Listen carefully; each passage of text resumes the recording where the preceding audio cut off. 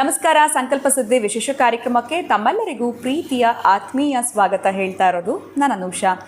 ಈ ಬಾರಿಯ ಕುಬೇರ ಸಭೆ ಕಾರ್ಯಕ್ರಮ ಫೆಬ್ರವರಿ 12ನೇ ತಾರೀಕು ಅಯೋಧ್ಯೆಯಲ್ಲಿ ನಡೀತಾ ಇದೆ. ಇನ್ನೂ ಕೂಡ ಹೆಸರನ್ನ ನೋಂದಾಯಿಸ್ಕೊಂಡಿಲ್ಲ ಅಂದರೆ ಈಗಲೇ ಹೆಸರನ್ನ ರಿಜಿಸ್ಟರ್ ಮಾಡ್ಕೊಳ್ಳಿ. ನೀವು ಕೂಡ ಶ್ರೀರಾಮನ ದರ್ಶನವನ್ನು ಪಡೆದುಕೊಳ್ಬಹುದು, ಸೀತಾರಾಮ ಕಲ್ಯಾಣೋತ್ಸವದಲ್ಲಿ ಪಾಲ್ಗೊಳ್ಬಹುದು. ವಿಷ್ಣುದತ್ತ ಗುರೂಜಿಯವ್ರನ್ನ ನೇರವಾಗಿ ಭೇಟಿ ಮಾಡೋದಕ್ಕೆ ಸುವರ್ಣ ಅವಕಾಶ ನಿಮಗೆ ಕುಬೇರ ಸಭೆಯಲ್ಲಿ ಕಾರ್ಯಕ್ರಮದಲ್ಲಿ ನೀವು ಪಾಲ್ಗೊಳ್ಬಹುದು. ಇನ್ನು ಇವತ್ತಿನ ಕಾರ್ಯಕ್ರಮದಲ್ಲಿ ನಮ್ಮ ಜೊತೆ ಇದ್ದಾರೆ ಸ್ಪಿರಿಚುವಲ್ ಗುರು ಡಾಕ್ಟರ್ ವಿಷ್ಣುದತ್ತ ಗುರೂಜಿಯವರು. ಗುರುಗಳನ್ನ ಕಾರ್ಯಕ್ರಮಕ್ಕೆ ಬರ್ಮಾಡ್ಕೊಳ್ಳೋಣ. ನಮಸ್ತೆ ಗುರುಗಳೇ, ಕಾರ್ಯಕ್ರಮಕ್ಕೆ ಭಕ್ತಿಯ ಸ್ವಾಗತ. ಒಳ್ಳೆದಾಗಲಿ ಅಮ್ಮ. ಗುರುಗಳೇ, ಜೀವನದಲ್ಲಿ ಸಾಕಷ್ಟು ಜನ ಎಲ್ಲೋ ಒಂದು ಕಡೆ ಗಳಿಸಿದ್ದನ್ನು ಕಳ್ಕೊಂಡ್ಬಿಟ್ಟಿರ್ತಾರೆ ಅಂತ ಹೇಳ್ಬೋದು. ಅದು ಮನೆ ಆಗಿರ್ಬೋದು, ಹಣ ಆಗಿರ್ಬೋದು, ಆಸ್ತಿ ಆಗಿರ್ಬೋದು, ಸಂಪತ್ತು, ಈ ರೀತಿ ಗೊತ್ತಿಲ್ಲದೇ ನಮ್ಮಿಂದ ಹೊರಟೋಗಿರುತ್ತೆ, ಕಳ್ಕೊಂಡ್ಬಿಟ್ಟಿರ್ತೀವಿ. ಏನೋ ಆ ಒಂದು ಬ್ಯಾಡ್ ಟೈಮ್ ಅಂತಲೇ ಹೇಳ್ಬೋದು. ಅದನ್ನು ಈಗ ಕಳ್ಕೊಂಡಿರೋದನ್ನ ಗಳಿಸೋವಂಥದ್ದು ಹೇಗೆ ಗುರುಗಳೇ? ಸೊ ಇವಾಗ ಎಲ್ಲ ಕಳ್ಕೊಂಡಿರೋದನ್ನ ನಾವು ಪಡ್ಕೊಳ್ಬೇಕು ಅಂತಂದರೆ ಏನು ಮಾಡಬೇಕಾಗತ್ತೆ ಗುರುಗಳೇ? ಇದ್ರ ಬಗ್ಗೆ ತಿಳಿಸ್ಕೊಡಿ. ಮುಂಚೆ ನಾನು ತುಂಬ ಚೆನ್ನಾಗಿದ್ದೆ, ಈಗ ಹಿಂಗಾಗೋಯ್ತು ಅಂತಾರೆ, ಮತ್ತೆ ಮೊದಲಿನ ಥರನೇ ಆಗಬೇಕು ಅಂತಂದರೆ ಏನು ಮಾಡಬೇಕಾಗತ್ತೆ? ಓಂ ವಿಶ್ವಸ್ಮೈ ನಮಃ. ಪ್ರೀತಿಯ ಬಂಧುಗಳೇ, ಪ್ರತಿ ಮನುಷ್ಯನ ಅಷ್ಟೇ ಅಮ್ಮ, ಜೀವನದಲ್ಲಿ ಮಗು ಆಗಿ ಹುಟ್ಟುತ್ತಾನೆ, ಯೌವನಕ್ಕೆ ಬರ್ತಾನೆ, ಯೌವನ ಆದಮೇಲೆ ಕೌಮಾರದಿಂದ ವೃದ್ಧಾಪ್ಯಕ್ಕೆ ಬರ್ತಾನೆ.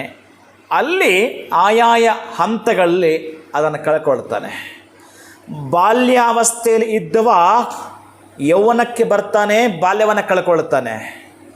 ಇನ್ನು ಅದೇ ಯೌವನದಲ್ಲಿದ್ದವ ಕೌಮಾರಕ್ಕೆ ಬರ್ತಾನೆ, ಯೌವನವನ್ನು ಕಳ್ಕೊಳ್ತಾನೆ.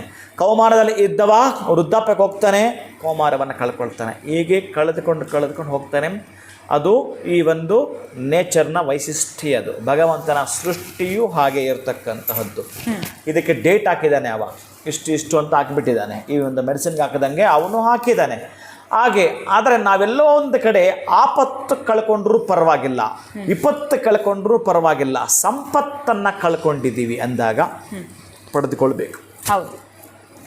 ಪಡೆದುಕೊಳ್ಬೇಕು ಅಂತಂದರೆ ಅದಕ್ಕೆ ಈ ದೊಡ್ಡವರು ಇರ್ತಾರಲ್ಲ, ದೊಡ್ಡವರು ಅಂತಂದರೆ ವಯಸ್ಸಲ್ಲ, ಜ್ಞಾನವೃದ್ಧರು, ವಯೋವೃದ್ಧರಲ್ಲ.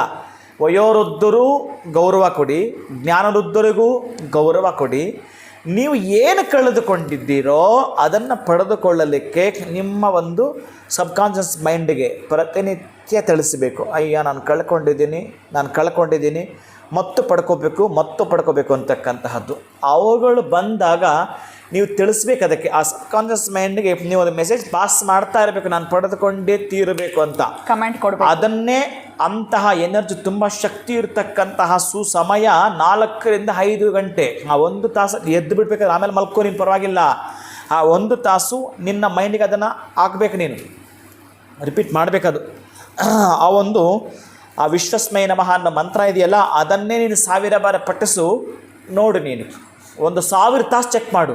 1000 ತಾಸು ಚೆಕ್ ಮಾಡ್ಕೊ ಸಾಕು. ನೀನೇನು ಕಳ್ಕೊಂಡಿದ್ದನ್ನು ಪಡ್ಕೊಂಡೆ ತೀರ್ತೀಯ. ಓಂ ವಿಶ್ವಸ್ಮೈ ನಮಃ, ಓಂ ವಿಶ್ವಸ್ಮೈ ನಮಃ. ಇಡೀ ವಿಶ್ವವೇ ಅದರಲ್ಲಿ ಅಡಗಿದೆ. ನಿನ್ನ ಗುರುಗಳೋ, ನನ್ನ ಗುರುಗಳೋ, ಇಡೀ ಬ್ರಹ್ಮಾಂಡವೋ, 14 ಲೋಕಗಳೋ ಎಲ್ಲವೂ ಆ ಪದದಲ್ಲೇ ಇದೆ. ಅದಕ್ಕಾಗೇ ಓಂ ಶ್ರೀ ವಿಶ್ವಸ್ಮೈ ನಮಃ. ಎಲ್ಲವೂ ಇದೆ, ಏನೂ ಇಲ್ಲ ಅಂತ ಹೇಳಲಿಕ್ಕೆಲ್ಲ ಅವಕಾಶವೇ ಇಲ್ಲ, ಅಷ್ಟು ವರ್ಣನಾತೀತವಾಗಿದೆ. ಅದಕ್ಕಾಗಿ ನೀವು ಏನು ಕಳೆದುಕೊಂಡಿದ್ದೀರ ಅದನ್ನು ಪಡೆದುಕೊಳ್ಬೇಕಾದ್ರೆ ಈ ಆಪತ್ತು ಬಂದರೂ ಮಹಾತ್ಮರಿಗೆ ಬರುತ್ತದೆ, ವಿಪತ್ತು ಬಂದರೂ ಮಹಾತ್ಮರಿಗೆ ಬರುತ್ತದೆ, ಸಂಪತ್ತು ಬಂದರೂ ಮಹಾತ್ಮರಿಗೆ ಬರುತ್ತದೆ. ಯಾಕಂದರೆ ಅವನಿಗೆ ಬಂದರೆ ಅವನು ಪಡ್ಕೊಳ್ತಾನೆ. ಅದಕ್ಕೆ ಹೇಳೋದು ಚಂದ್ರನಿಗೆ ಬರುತ್ತೆ ಇದು. ನಾನು ಯಾವತ್ತೊಂದಿನ ಹೇಳಿರ್ತೀನಿ ಬಹುಶಃ ಇದು. ಆ ಆಪತ್ತು ಅರ್ಧ ಚಂದ್ರ, ಅವನು 15 ದಿನಗಳ ಕಾಲ ಅರ್ಧ ಚಂದ್ರನಾಗ್ತಾನೆ. ಅದು ನಿಮಗೆ ಕೃಷ್ಣ ಪಕ್ಷ ಕ್ಷೀಣಚಂದ್ರ ಅಂತ. ಇನ್ನು ಶುಕ್ಲ ಪಕ್ಷದ ಋತುಚಂದ್ರ, ಅದು ಪೂರ್ಣ ಸಂಪತ್ತು, ಅವನೇ ಪಡ್ಕೊಂಡ. ಅವನಿಗೆ ವಿಪತ್ತು ಬಂದಿದ್ದು ಅವನಿಗೆ, ಸಂಪತ್ತು ಬಂದಿದ್ದು ಅವನಿಗೆ. ಅಂತಹ ಮಹಾತ್ಮರಿಗೆ ಎರಡನ್ನು ಕೂಡ ಕಳ್ಕೊಂಡ್ರು ಮತ್ತು ಪಡ್ಕೊಳ್ಳುತ್ತಾರೆ, ಅವರನ್ನ ಬಿಡಿ. ಆದರೆ ಹುಲುಮಾನವರಾಗಿರೋ ನಾವುಗಳು ಯಾವುದನ್ನೋ ಆಸ್ತಿ ಕಳ್ಕೊಂಡೆ ಗುರುಗಳೇ.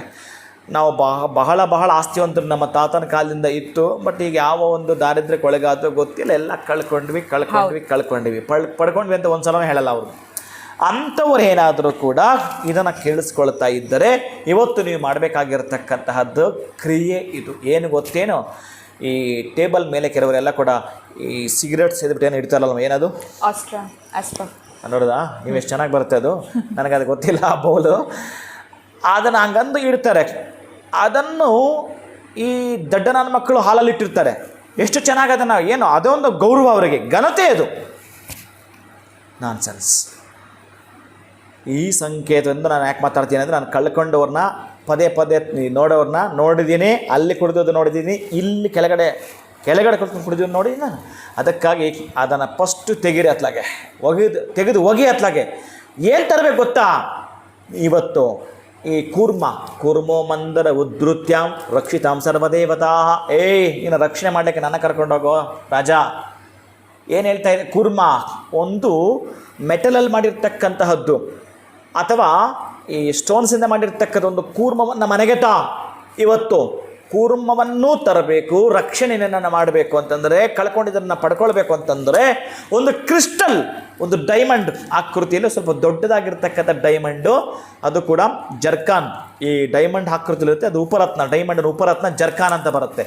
ಅದರಿಂದ ಮಾಡಿಸಿ ಈಗ ಅದಕ್ಕೆ ಅಲ್ಲಿಗೆ ಬರ್ತೀನಿ ನಾನು. ಆ ಬೌಲ್ ಇಡ್ತಿರಲ್ಲ, ಸಿಗರೇಟ್ ಬೌಲ್ ಏನದು, ಆ ಬೌಲ್ ಬದಲಿಗೆ ಆ ಕ್ರಿಸ್ಟಲ್ನ ಇಡಿ ಒಂದು ಬೌಲಲ್ಲಿ. ಇವತ್ತೇ ಅದನ್ನು ಮಾಡಿ. ನೀವು ಇವತ್ತಾಗಲಿಲ್ವಾ, ನಾಳೆನೂ ಮಾಡಿ.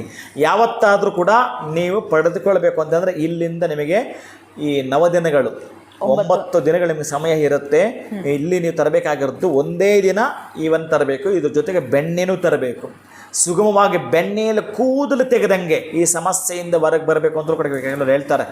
ಅದಕ್ಕೆ ಆ ಬೆಣ್ಣೆಯನ್ನೂ ಅವತ್ತೆತ, ಆ ಕೂರ್ಮವನ್ನು ಅವತ್ತೆತ, ಮತ್ತೆ ತರಬೇಕಾಗಿರತಕ್ಕಂತಹದ್ದು ಆ ಕ್ರಿಸ್ಟಲ್, ಆ ಒಂದು ವಜ್ರವನ್ನು ನೀನು ಮನೆಗೆ ತಂದು ನಿನ್ನ ಮನೆಯ ಟೇಬಲ್ ಮೇಲೆ ಅದನ್ನಿಡು.